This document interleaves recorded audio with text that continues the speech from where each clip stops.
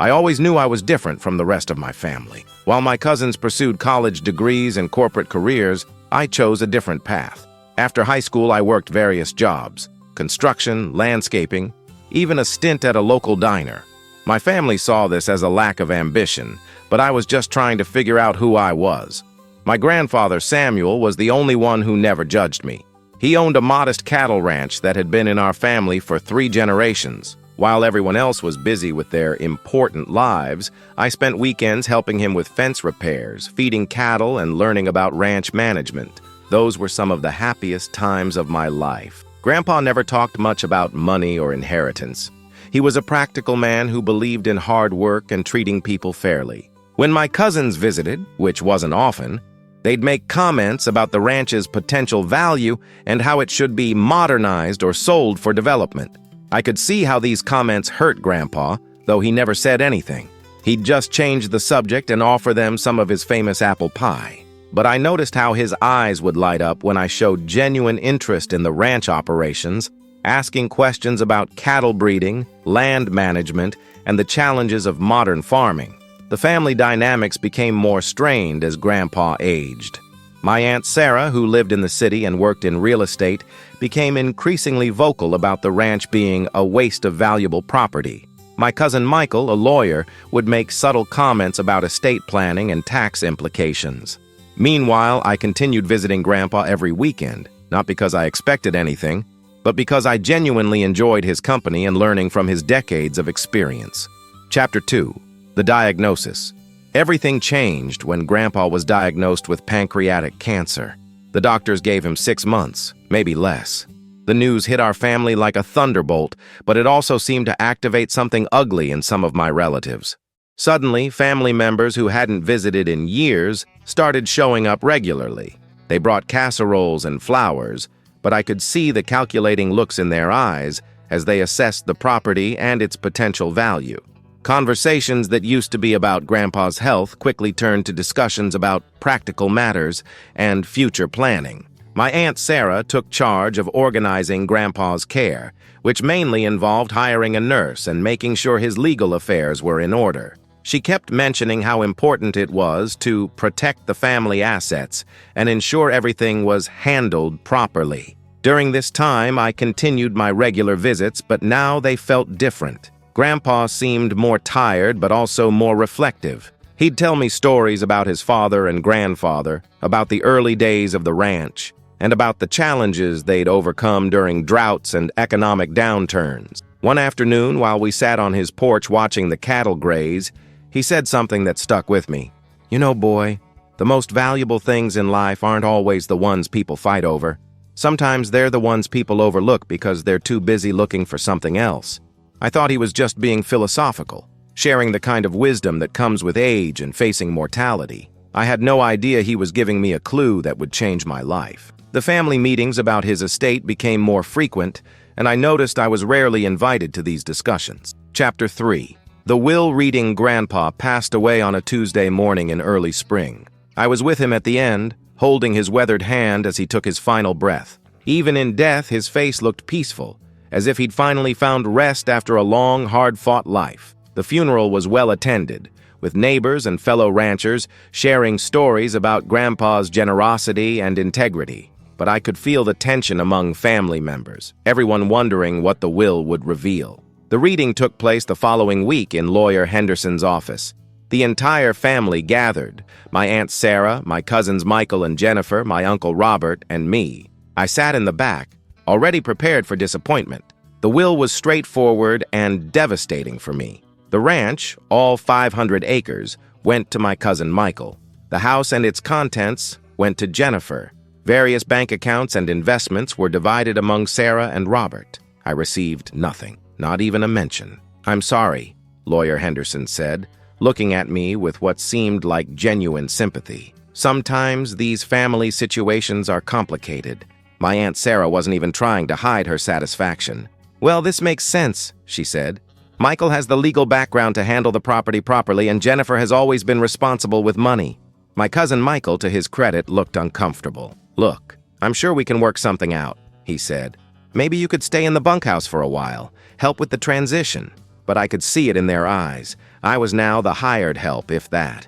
The family ranch that I'd helped maintain for years, where I'd learned everything I knew about cattle and land management, was no longer my home. I left that office feeling completely lost and betrayed. Chapter 4. Cleaning out the barn. Michael gave me 2 weeks to collect any personal items from the ranch and help with the transition. He was planning to sell the cattle immediately and lease the land to a neighboring operation while he decided whether to keep or sell the property. I spent those 2 weeks in a daze, going through the motions of helping him understand the ranch operations while dealing with my own grief and disappointment. The cattle seemed to sense something was wrong. They were more restless than usual, and the old bull, Caesar, kept looking toward the house as if waiting for Grandpa to appear. On my last day, I decided to clean out the old barn where Grandpa stored equipment and supplies. Michael had already had the valuable machinery appraised, but there were still decades of accumulated items that needed to be sorted through.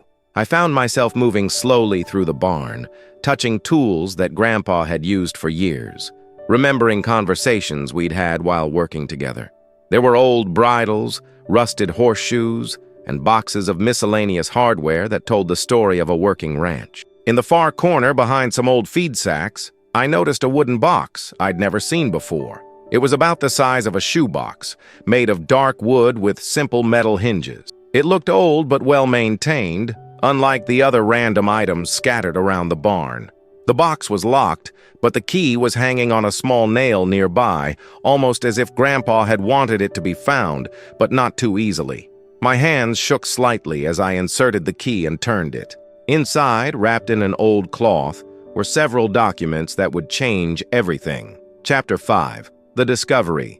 The first document I pulled from the box was a cattle purchase agreement dated 3 years earlier. As I read through it, my heart began to race.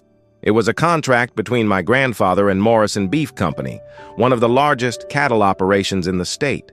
According to the contract, Grandpa had agreed to provide Morrison with premium breeding cattle over a 5-year period. The terms were incredibly favorable. Morrison would pay $2 million for exclusive access to Grandpa's prize bloodlines, with payments structured over the contract period. But here's what made my hands shake. The contract was signed and notarized, but Morrison had never received their cattle.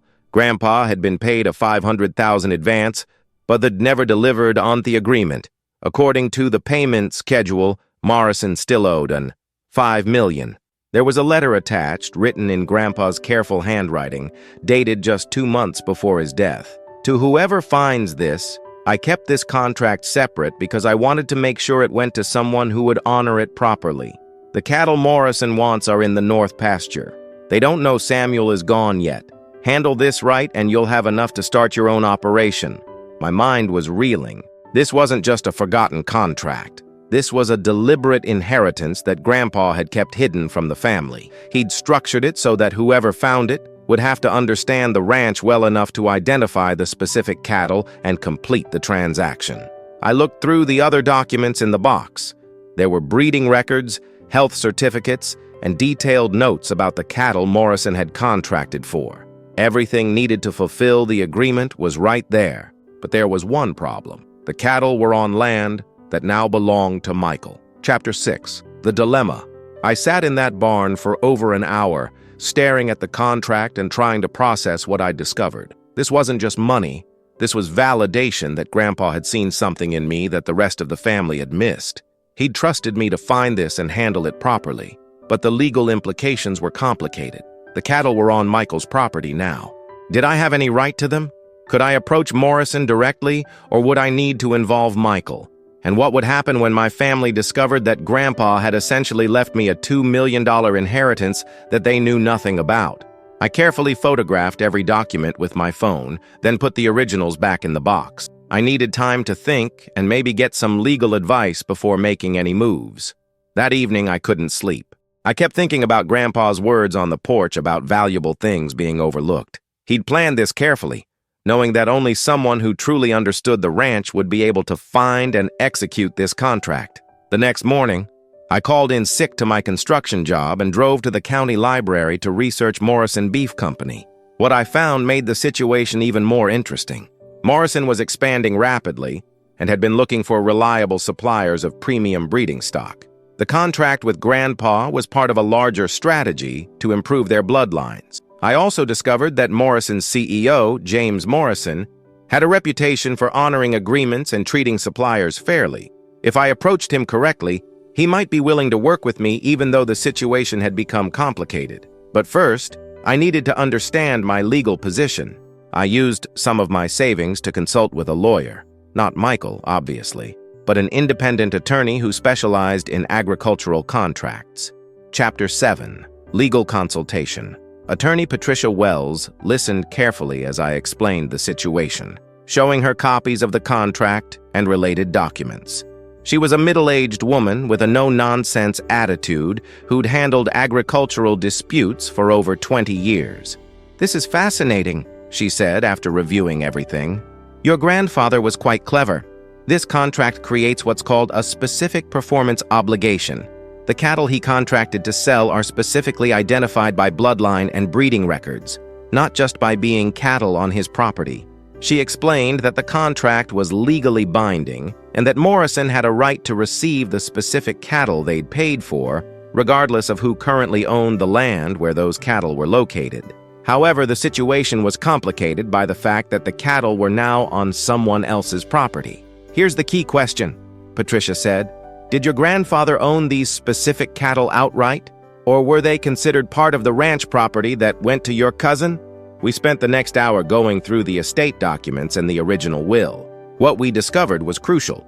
The will mentioned the ranch property, including all buildings, land, and livestock, but it didn't specifically identify individual animals or bloodlines. Patricia's opinion was that the cattle contract created a separate asset that wasn't clearly covered by the will. Since Grandpa had already been paid for these specific animals, they were essentially sold property that just hadn't been delivered yet.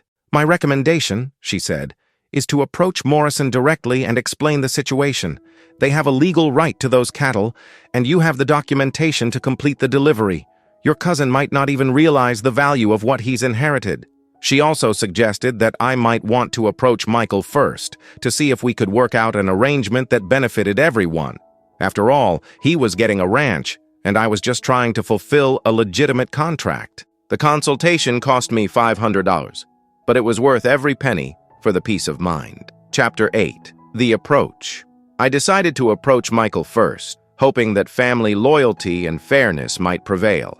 I called him and asked if we could meet at the ranch to discuss something important. He agreed, probably thinking I wanted to ask for more time to move my belongings. When I arrived at the ranch, Michael was in the kitchen going through Grandpa's papers with Jennifer. They both looked up when I entered, and I could see the slight annoyance in their expressions. "What's up?" Michael asked. "I thought you'd finished clearing out your stuff." I took a deep breath and pulled out copies of the contract documents. "I found something in the barn that I think you need to see," I said, placing the papers on the kitchen table.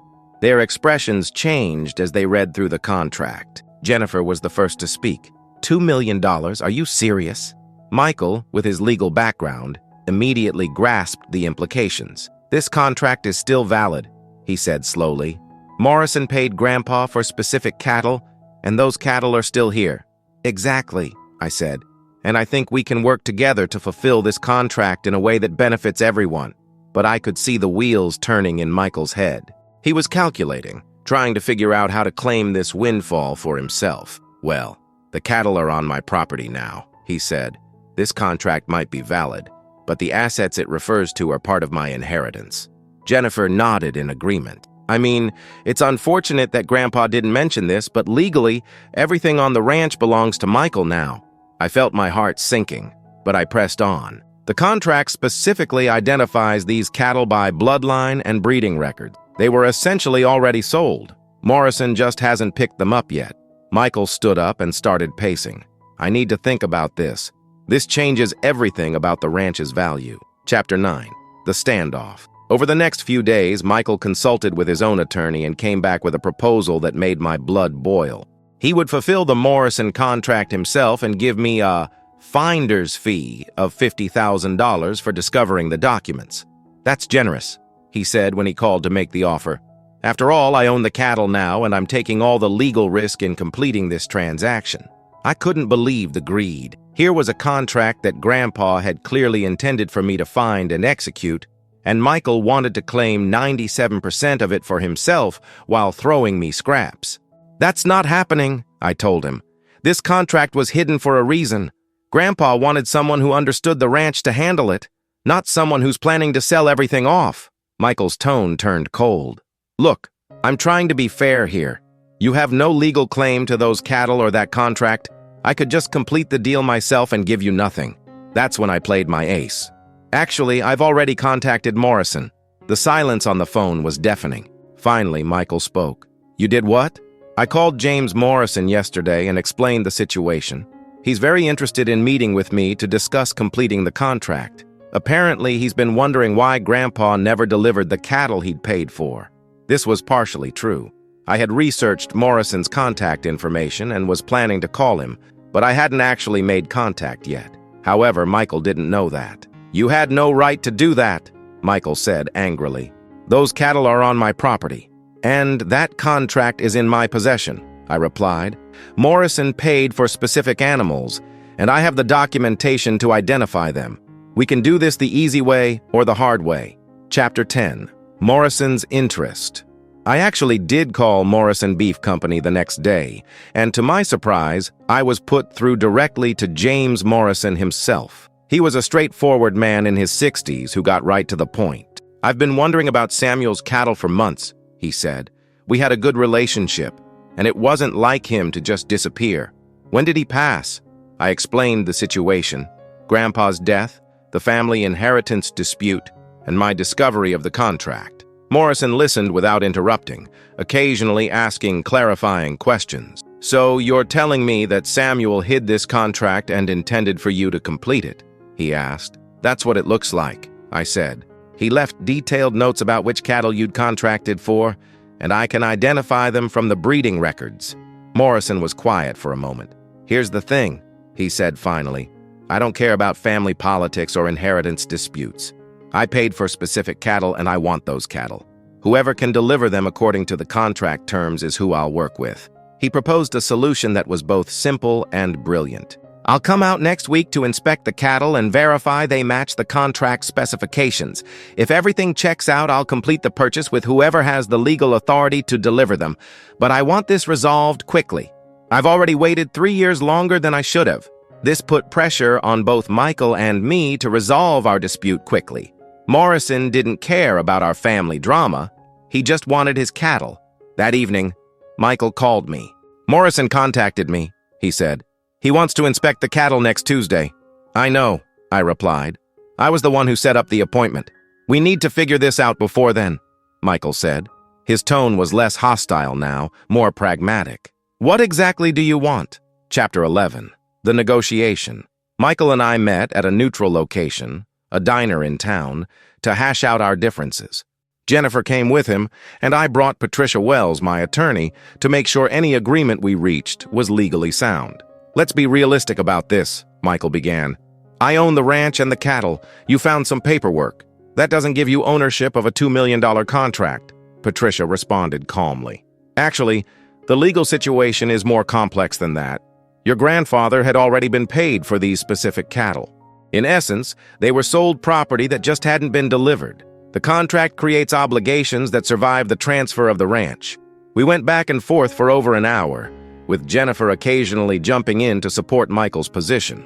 But gradually, I could see that Michael was realizing he might not have as strong a legal position as he'd initially thought. Finally, I made a proposal. "Here's what I think is fair," I said. "I'll complete the Morrison contract and take the remaining $1.5 million. In exchange, I'll give you $300,000 and sign away any future claims to the ranch property." Michael looked skeptical. "Why would I agree to that when I could potentially get the whole $1.5 million myself?" "Because Morrison wants to work with me," I said. "I understand these cattle, I have the breeding records, and I can identify exactly which animals he contracted for." "You're planning to sell the herd anyway. This way you get $300,000 for cattle you were going to get rid of. Plus you avoid any legal complications with Morrison," Patricia added. "There's also the risk factor. If Morrison decides the cattle don't meet his specifications, or if there are any problems with the delivery, Michael would be liable for the full contract amount. This way, he gets guaranteed money with no risk. Jennifer whispered something to Michael, and I could see him considering the offer. Finally, he spoke. "I want $400,000, and I want it in writing that you have no claim to any other ranch assets." I looked at Patricia, who nodded slightly. "Deal," I said. Chapter 12. The Delivery. Morrison arrived the following Tuesday with a team of cattle experts and veterinarians. I met them at the ranch, armed with all of Grandpa's breeding records and notes. Michael was there too, but he let me handle the technical aspects of the inspection. Morrison was impressed with the quality of the cattle and how well they'd been maintained. "Samuel knew what he was doing," he said as we walked through the pasture. "These bloodlines are exactly what we need for our breeding program." The inspection took most of the day, but everything checked out perfectly. The cattle were healthy, the bloodlines were verified, and the breeding records were meticulous. Morrison was satisfied that he was getting exactly what he'd contracted for. "I have to say," Morrison told me as we finished up, "you know these animals better than most people I work with. Have you considered getting into the cattle business yourself?" That question planted a seed that would grow into something bigger later. The transaction was completed within a week. Morrison paid the remaining $1.5 million in escrow account, and I arranged for the cattle to be transported to his facility. After paying Michael his $400,000 attorney fees and taxes, I was left with just over $900,000. It was more money than I'd ever imagined having, but more importantly, it was validation that Grandpa had seen something in me that the rest of the family had missed. He'd trusted me with this responsibility, and I'd proven worthy of that trust. Michael, to his credit, seemed genuinely happy with the outcome. "You handled that well," he said as we watched the cattle trucks drive away. Grandpa would have been proud. For the first time since the will reading, I felt like maybe we could rebuild our relationship as cousins, even if we'd never be close again. Chapter 13. New Beginnings. With my newfound wealth, I had choices to make. I could have bought a house in town, invested in stocks, or even traveled the world. But Morrison's question about getting into the cattle business had stuck with me. I used part of the money to purchase a smaller ranch about 50 miles away, 200 acres with good pasture and a modest house. It wasn't as grand as Grandpa's place, but it was mine. I used Morrison's payment as a down payment and financed the rest, wanting to maintain some liquidity for operating expenses. Morrison became my first customer for my new operation. He was so impressed with how I'd handled the original contract that he offered me a consulting agreement to help him evaluate other potential suppliers. It wasn't a huge income, but it was steady money that helped with the ranch expenses. I also started a small breeding program, using some of the knowledge Grandpa had shared with me over the years. It would take time to build up quality bloodlines, but I had the patience and the passion for the work. The most surprising development was my relationship with the rest of the family. Michael and Jennifer both visited my new ranch, and we slowly began to rebuild our connections. They seemed to respect what I'd accomplished, and I no longer felt like the family disappointment. 6 months after moving to my new place, I received a package in the mail with no return address. Inside was a photo of Grandpa and me from several years earlier, working together to repair a fence. On the back, in Grandpa's handwriting, was a note. "For the one who understands that the best inheritance isn't money, it's knowledge and the courage to use it." I never found out who sent the photo, but I suspected it was Michael.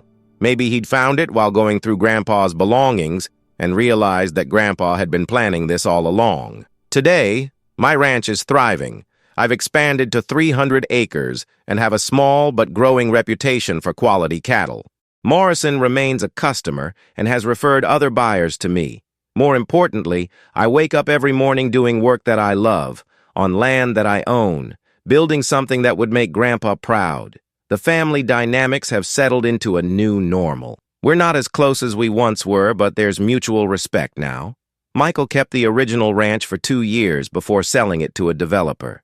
He made a good profit, but sometimes I wonder if he regrets not keeping it in the family. As for me, I learned that sometimes the most valuable inheritances aren't the ones listed in wills. They're the ones hidden in old barns, waiting for someone who cares enough to look. Grandpa didn't just leave me money.